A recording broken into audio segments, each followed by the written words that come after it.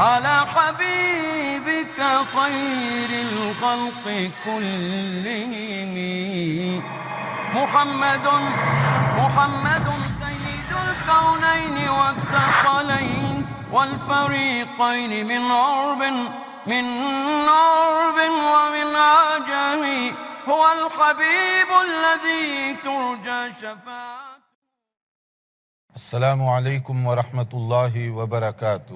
وعلیکم السلام ورحمۃ اللہ وبرکاتہ. الحمدللہ رب العالمین والصلاة والسلام علی رسولہ الکریم وعلی آلہ وصحبہ اجمعین ومن تبعہ بإحسان الی یوم الدین. اما بعد.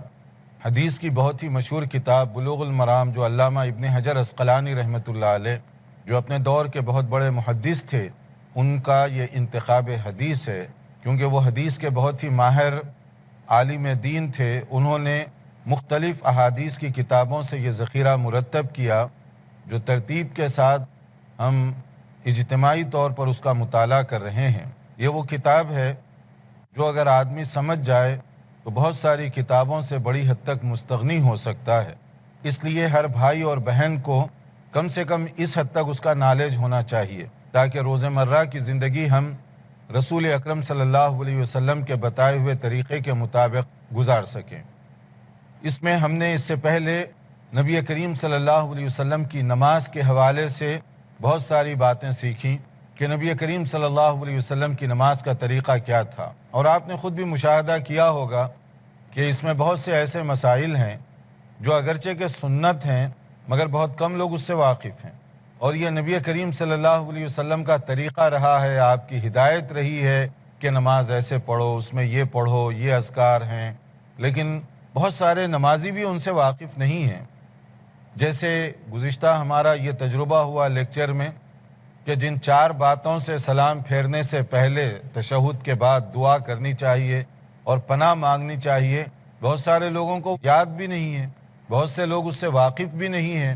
تو اس کا مطلب یہ نکلا کہ بہت سے بھائی اور بہنیں اگرچہ کہ نماز پڑھ رہی ہیں مگر وہ سنت کے مطابق نماز کی کوشش نہیں کر رہے. اور اس کا مقصد یہ ہے کہ ہم سنت سے قریب تر ہوں. نماز ایک عبادت، اور جیسے صحیح بخاری میں کہا گیا اس کے آگے کی حدیث صلو کما رأیتمونی اصلی، کہ تم نماز ایسے پڑھو جیسے کہ پڑھتے ہوئے تم نے مجھے دیکھا ہے. یعنی رسول اکرم صلی اللہ علیہ وسلم کی نماز کا جو طریقہ تھا اس کے مطابق اگر ہم نماز پڑھیں گے تو قبول کی جائے گی. آپ کا قیام، آپ کا رکوع، آپ کا سجدہ، کون سی چیزیں آپ کیسے تلاوت کرتے اور کرنے کا آپ نے حکم دیا، اس کو جاننا یہ ہمارے لیے بہت ضروری ہے تاکہ ہم اپنی نماز کو مقبول بنا سکیں، بہتر بنا سکیں. تو اس طرح سے طریقہ نبوی اس کو تو ہم نے پورا کیا. اب اس کے بعد جب سلام پھیر دیں تو نماز تو ختم ہو گئی، لیکن اس کے علاوہ کچھ ذکر مسنون جس کو ہم کہتے ہیں اذکار مسنونہ، کچھ ایسی چیزیں جو رسول اکرم صلی اللہ علیہ وسلم نماز کے بعد پڑھا کرتے تھے یا پڑھنے کا آپ حکم دیا کرتے تھے صحابہ کرام رضوان اللہ علیہم اجمعین کو، تو وہ بھی ہماری نظروں میں ہونا چاہیے تاکہ ہم نماز کے بعد اسی طرح کا ذکر کریں جو رسول اکرم صلی اللہ علیہ وسلم نے جس کی ہدایت دی اور جو کہ نبی کریم صلی اللہ علیہ وسلم کی طرف سے ہمیں بتایا گیا. جیسے آپ دیکھیے کہ اس میں سے جو مختلف اذکار ہیں، ایک تو یہ کہ سلام پھیر دیے، سلام پھیرنے کے بعد صحیح طریقہ یہ ہے استغفر اللہ استغفر اللہ استغفر اللہ، یہ 3 مرتبہ کہیں. پھر اللہم انت السلام ومنک السلام. پھر اس کے بعد کے جو مسنون اذکار ہیں، یا ایک اور انداز بھی ہے کہ سلام پھیرنے کے بعد اللہ اکبر پھر استغفر اللہ استغفر اللہ استغفر اللہ. دونوں طرح سے ثابت ہے، دونوں طرح سے آپ کہہ سکتے ہیں. تو استغفار اور تکبیر، تکبیر اور استغفار. پھر اس میں جو چیزیں پڑھی جانے والی ہیں جیسے کہا گیا ان ثوبان رضی اللہ تعالی عنہ قال، حضرت ثوبان رضی اللہ عنہ بیان فرماتے ہیں کان رسول اللہ صلی اللہ علیہ وسلم اذا انصرف من صلاته استغفر اللہ ثلاثا، کہ نبی کریم صلی اللہ علیہ وسلم جب نماز مکمل فرماتے تو 3 مرتبہ استغفار یعنی استغفر اللہ استغفر اللہ استغفر اللہ یہ کہا کرتے تھے. وقال، پھر اس کے بعد اللہم انت السلام ومنک السلام تبارکت یا ذا الجلال والاکرام یہ پڑھا کرتے تھے. تو اسی طرح سے اگر ہم پڑھیں گے استغفار کے بعد اللہم انت السلام و منک السلام تبارکت یا ذا الجلال والاکرام، اسی طرح سے اور بھی مختلف چیزیں، جیسے ایک اور حدیث میں کہا گیا اللہم اعنی علی ذکرک و شکرک و حسن عبادتک، یہ بھی آپ پڑھا کرتے تھے، بلکہ اس کو خاص طور پر سکھایا کرتے تھے۔ جیسے نبی کریم صلی اللہ علیہ وسلم نے اپنے خاص صحابی حضرت معاذ رضی اللہ تعالیٰ عنہ کو فرمایا اوصی کا یا معاذ لا تدعہن دبر کل صلاۃ ان تقول، کہ اے معاذ میری یہ خاص وصیت ہے تمہیں کہ نماز کے بعد یہ کلمات کہنا مت بھولنا، یعنی ہمیشہ یہ کہتے رہنا۔ کیا ہے وہ؟ اللہم اعنی علی ذکرک و شکرک و حسن عبادتک۔ یہ کلمات جو ہیں خیر کی تمام پہلوؤں کو ایک جگہ جمع کیے ہوئے ہیں۔ اسی سے ایک مشہور عالم دین امام ابن تیمیہ رحمۃ اللہ علیہ فرماتے ہیں کہ ذخیرہ حدیث کے اندر بہت ہی جامع اور مختصر الفاظ میں جو دعائیں ہیں ان میں یہ دعا سب سے زیادہ مجھے مؤثر لگتی ہے، کہ بہت مختصر الفاظ میں آپ ساری چیزیں مانگ لیتے ہیں اللہ تعالیٰ سے کہ یا اللہ مجھے اس بات کی توفیق عطا فرما، میری مدد کر کہ تیرا میں صحیح ذکر کر سکوں اور میں تیرا شکر کر سکوں۔ اگر شکر گزاری کی کیفیت آ گئی تو اس کا مطلب ہے کہ ہمارا ایمان بہت زیادہ درست اور قابل قبول ہوگا۔ اسی طرح سے اللہ تعالیٰ کی جو نعمتیں ہیں اس کا بھی ہم شکر ادا کر رہے ہیں اور بہتر عبادت کر رہے ہیں، کیونکہ بہتر عبادت ہوگی قبول کی جائے گی، اللہ کے پاس اس کا ثواب بھی ملے گا، زیادہ اجر و ثواب کے ہم مستحق بھی بنیں گے۔ تو یہ بھی جو ہے نماز کے بعد جو کہنے والی چیزیں ان میں سے یہ ہے۔ پھر اس کے بعد میں نماز کے بعد ہی ہم تکبیر وغیرہ تسبیحات جو پڑھتے ہیں، یعنی 33 مرتبہ سبحان اللہ، 33 مرتبہ الحمدللہ اور 33 مرتبہ اللہ اکبر۔ اگر 33 مرتبہ اللہ اکبر کہیں تو 99 بن گئے، یہ تین ملا کر سبحان اللہ، الحمدللہ اور اللہ اکبر 33 ٹائمز اگر ایک ایک چیز کہتے جائیں تو 99 بن گئے۔ 100 کا عدد مکمل کرنے کے لیے نبی کریم صلی اللہ علیہ وسلم نے فرمایا لا الہ الا اللہ وحدہ لا شریک لہ لہ الملک وَلَهُ الْحَمْدُ وَهُوَ عَلَى كُلِّ شَيْءٍ قَدِيرٌ۔ یہ اگر ایک مرتبہ پڑھ لیں تو کل ملا کر 100 ہو گئے۔ ایک طریقہ یہ ہے۔ ایک اور طریقہ ہے کہ سبحان اللہ اور الحمدللہ 33 مرتبہ، اللہ اکبر 34 مرتبہ کہہ لیجیے، 34 ٹائمز۔ تو اس طرح سے بھی آپ کا عدد کتنا ہو گیا؟ 100 کا ہو گیا۔ تو یہ جو ہے نبی کریم صلی اللہ علیہ وسلم خاص طور پر سکھایا کرتے تھے۔ اگر کوئی آدمی اس کو پڑھے تو اس کے بارے میں فرمایا گیا، صحیح مسلم کی حدیث ہے، غفرت لہ خطایاہ ولو کانت مثل زبد البحر، کہ اس کے اللہ تعالیٰ گناہوں کو معاف فرما دے گا اگر وہ سمندر کی جھاگ کے برابر ہو۔ آپ سمندر سی سائڈ پر چلے جائیں، کتنا اس کے اندر کف آتا ہے، کتنے ببلس آتے ہیں اس کے اوپر، لیکن اللہ تعالیٰ فرماتے ہیں کہ اگر انسان کی اتنی لغزشیں اور خطائیں بھی ہیں، یہ اگر وہ پابندی کے ساتھ پڑھے تو اللہ تعالیٰ اپنے فضل و کرم سے اس کو معاف فرما دیں گے۔ اور ہم سب کو ضرورت ہے کہ اللہ تعالیٰ ہمارے گناہوں کو معاف فرمائے۔ تو اس میں بظاہر دیر اتنی نہیں لگتی، یہ صرف توجہ کی بات ہے۔ بعض اوقات ہو سکتا ہے کہ آدمی یہ سمجھے کہ شاید میں یہ پڑھتا بیٹھ جاؤں گا تو یہ بہت زیادہ دیر ہوگی۔ اس میں دیر نہیں ہوگی، اس میں صرف توجہ کی ضرورت ہے۔ اگر آدمی توجہ کے ساتھ پڑھے گا تو انشاءاللہ تعالیٰ اس کو کم وقت میں وہ خود محسوس کرے گا کہ بہت ساری چیزیں اس نے پڑھ لی ہیں۔ تو یہ صرف توجہ اگر آدمی دے تو زیادہ اس کے اندر ٹائم نہیں لگے گا۔ اسی طرح سے جو چیزیں پڑھنی چاہیے اس میں ایک اور بات بھی بتائی گئی آیت الکرسی کے بارے میں۔ اسی طرح سے اگر ہم آیت الکرسی بھی پڑھیں، اللہ لا الہ الا هو الحی القیوم جو مشہور ہے، اگر اس کے لیے تو اس کی فضیلت یہ بتائی گئی کہ نماز کے بعد پڑھنے سے اللہ تعالیٰ ایک تو اس کو جنت میں داخل کریں گے، دوسرے یہ کہ شیاطین، بلائیں، آفتیں، اس سے بھی اللہ تعالیٰ اس کی حفاظت فرمائیں گے، اس سے محفوظ کریں گے۔ یہ پروٹیکشن ہے، اور پروٹیکشن کا بہت بڑا ذریعہ ہے کہ اللہ تعالیٰ خود ہماری حفاظت فرمائیں گے اگر ہم یہ پڑھ لیا کریں آیت الکرسی فرض نمازوں کے بعد۔ جیسے بتایا گیا من قرأ آیت الکرسی دبر کل صلاۃ مکتوبۃ لم یمنعہ من دخول الجنہ الا الموت، کہ اگر کوئی شخص فرض نمازوں کے بعد آیت الکرسی پڑھے تو وہ جنت میں یقینی طور پر داخل ہوگا۔ صرف موت کا انتظار، یعنی جب تک اس کی زندگی ہے اس وقت تک کا انتظار ہے، اور اس کے بعد اس کے لیے جنت یقینی طور پر ہے۔ ایک اور حدیث جو ابن حبان وغیرہ کی ہے جس میں کہا گیا اس کے ساتھ، یعنی آیت الکرسی کے ساتھ قل هو اللہ احد بھی پڑھ لیا کریں. تو یعنی 33 مرتبہ سبحان اللہ، 33 مرتبہ اللہ اکبر، 33 مرتبہ جو ہے الحمدللہ، اور 1 مرتبہ لا الہ الا اللہ، پھر اس کے بعد آیت الکرسی اور قل هو اللہ احد. خاص طور پر آیت الکرسی اور قل هو اللہ احد کی بہت زیادہ فضیلت ہے. یہ آیت الکرسی جو ہے توحید کی بہت بڑی آیت ہے، اللہ تعالیٰ کی عظمت اور معرفت کو پہچاننے کا بہت بڑا ذریعہ ہے. کوشش کرنی چاہیے کہ ہم خود بھی اس کو یاد رکھیں اور بچوں کو بھی یاد دلائیں. اور نماز کے اندر ایک اور مسئلہ بھی یہ ہے کہ اگر آدمی کھڑے ہو کر نہیں پڑھ سکتا، بیٹھ کر پڑھ لے، بیٹھ کر نہیں پڑھ سکتا، لیٹے لیٹے پڑھ لے، اللہ نے اس کے لیے سہولتیں دی ہیں. بعض لوگ خواہ مخواہ تکلفات کرتے ہیں، تو نماز کے مسئلے میں ایسی اپنے آپ کو تکلف میں ڈالنے کی ضرورت نہیں ہے. جو ایزی آپ فیل کر سکتے ہیں کھڑے ہو کر پڑھیں گے، پورا فائدہ ہوگا. لیکن بعض اوقات مجبوری ہوتی ہے، کھڑے ہو کر آدمی نہیں پڑھ سکتا، اور کچھ لوگ گھٹنوں کی بیماری میں مبتلا ہیں، بیٹھ نہیں سکتے، سجدہ نہیں کر سکتے، تو کیا کریں گے وہ لوگ؟ ان کے بارے میں نبی صلی اللہ علیہ وسلم نے فرمایا کہ ایک صحابی تھے حضرت عمران بن حسین رضی اللہ عنہ، ان کے بارے میں کہ صلی قائما فإن لم تستطع فقاعدا، کہ اگر تم کھڑے ہو کر نماز پڑھ سکتے ہو تو پڑھ لو، یہ بہتر اور صحیح طریقہ ہے. لیکن اگر کسی مجبوری کی وجہ سے کھڑے نہیں ہو سکتے، بیٹھ کر نماز پڑھو. اور فإن لم تستطع فعلى جنب، اور اگر بیٹھ کر بھی نہیں پڑھ سکتے لیٹے لیٹے پڑھ لو. وإلا فأومی، اور یہ صحیح بخاری کی حدیث ہے، اور صرف اشارہ کر لو. یعنی اشارہ، کیونکہ اب لیٹے لیٹے آدمی رکوع کیسے کرے گا؟ آپ لیٹے ہوئے ہیں بیڈ پر تو سجدہ کیسے کریں گے؟ تو اس کا سمپل طریقہ بتایا گیا، صرف اشارہ کر دو. اور یہ اشارہ رکوع کے لیے تھوڑا سا، پھر اٹھا دیں سمیع اللہ لمن حمیدہ، اور ذرا سا زیادہ سجدے کے لیے.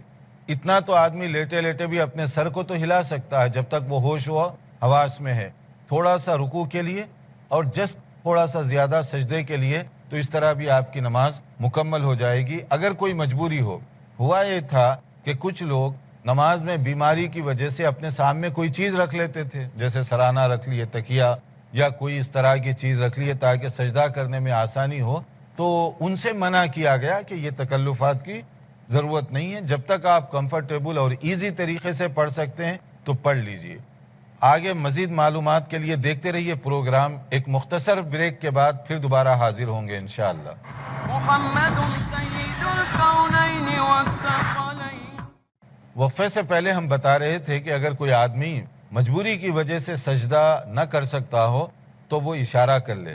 اگر کوئی کھڑے ہو کر نہیں پڑھ سکتا بیٹھ کر پڑھ لے، بیٹھ کر بھی نہیں پڑھ سکتا لیٹے لیٹے اشارے کے ذریعے سے پڑھے. سامنے کوئی چیز رکھنا سجدے کے لیے یہ غیر مناسب ہے.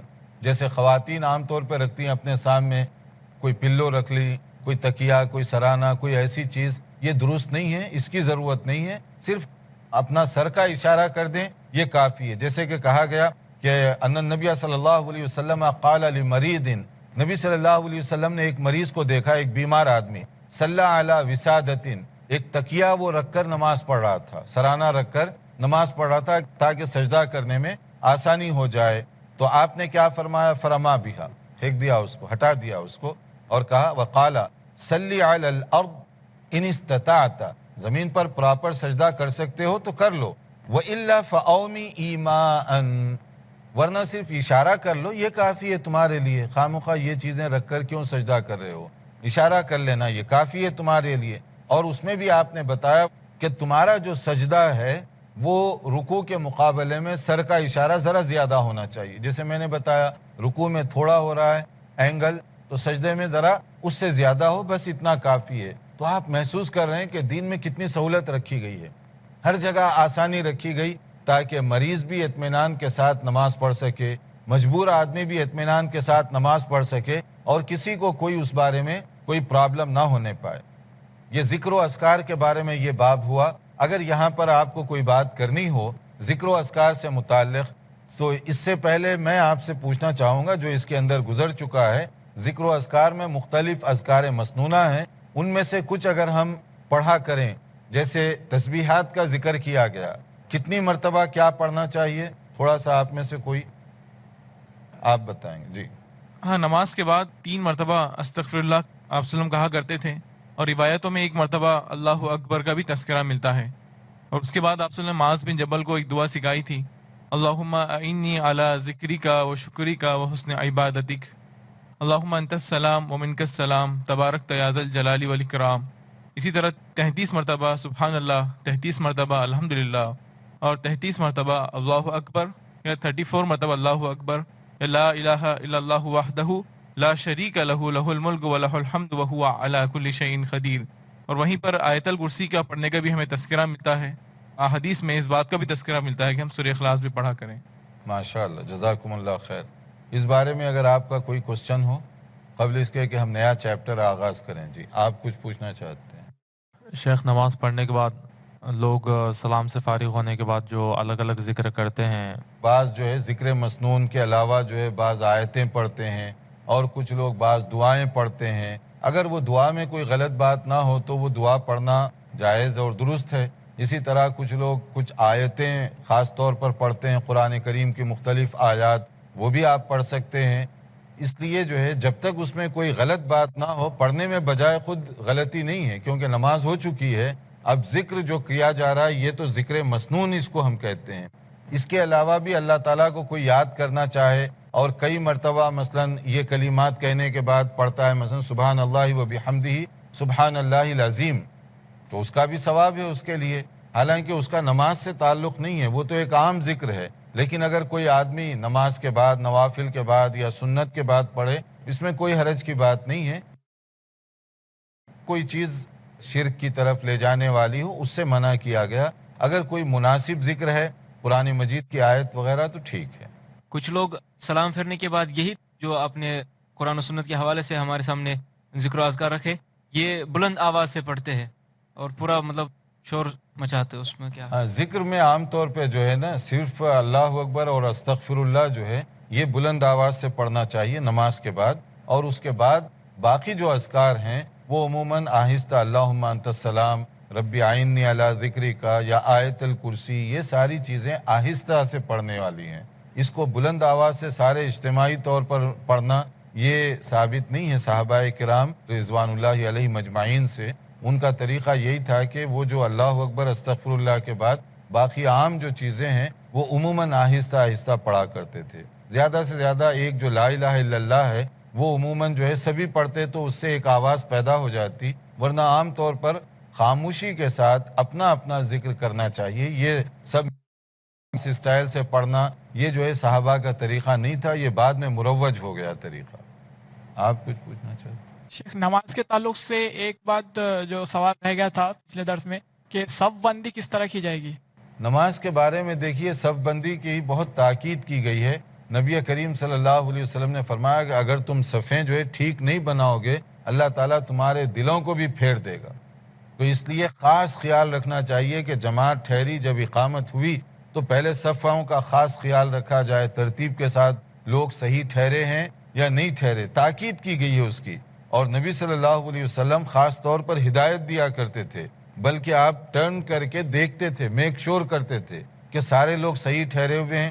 اسی طرح خلفائے راشدین کے زمانے میں بھی یہ عمل ہوتا رہا، حضرت ابو بکر، حضرت عمر، حضرت عثمان، حضرت علی رضی اللہ عنہم، ان سب کا طریقہ یہی تھا کہ لوگوں کو پہلے میک شور کیا کرتے، صفیں بالکل درست ہوں، درمیان میں خالی گیپ نہ ہو، کوئی آگے کوئی پیچھے نہ ٹھہرا ہوا ہو، اس بات کی بہت زیادہ تاکید کیا کرتے تھے، یہی ہونا چاہیے۔ اور اگر یہ نہ ہو، امام صاحب جیسے ریڈی ٹھہرتے ہیں، ادھر مؤذن صاحب قد قامت الصلاۃ پہ آئے، وہ بالکل ایسے کہ ابھی وہ رکیں گے تو میں اللہ اکبر کہہ دوں گا۔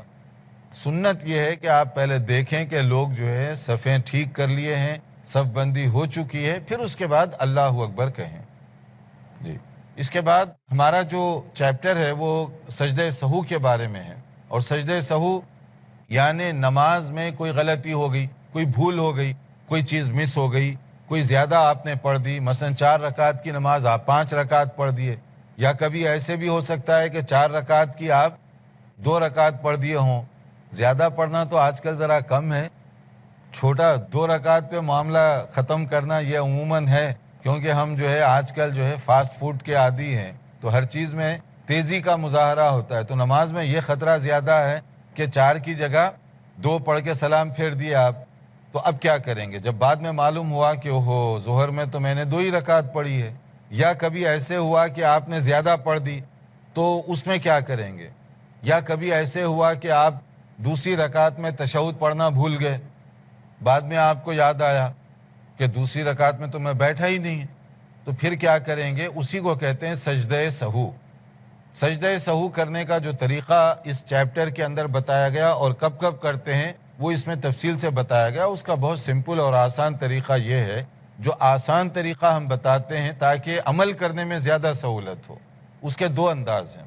ایک تو یہ ہے کہ اگر نماز کے اندر آپ کوئی کمی ہو گئی، مثلا 4 کی جگہ آپ 2 پڑھے، اس کے بعد آپ کو کسی نے لقمہ دیا، یاد آ گیا آپ کو، پھر آپ 2 پڑھے اور اس کے بعد تحیات وغیرہ پڑھ کر سلام پھیرنے سے پہلے 2 سجدے کر لیں گے، اس کے بعد سلام پھیر دیں گے۔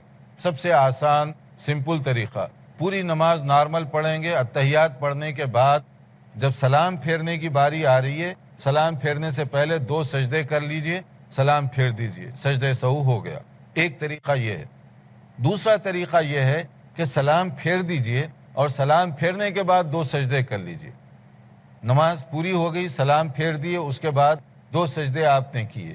خاص طور پہ جب آپ کو پتا چلا کہ میں نماز میں کچھ زیادہ رکعت پڑھ دیا ہوں، یعنی 3 رکعت کی نماز تھی، 4 رکعت میں نے پڑھ دی، تو اب آپ کیا کریے؟ التحیات وغیرہ پڑھ لیے، سلام پھیر دیے، اس کے بعد 2 سجدے کر دیجئے۔ یہ 2 طریقے بہت آسان، ہر بھائی اور بہن کو اس میں عمل کرنے میں کبھی دشواری پیش نہیں آئے گی۔ اس کے علاوہ بعض اور طریقے بتائے گئے، مگر احادیث کے اندر یہ 2 طریقے زیادہ اہمیت کے ہیں اور یہ 2 طریقوں کے لیے زیادہ احادیث ہیں۔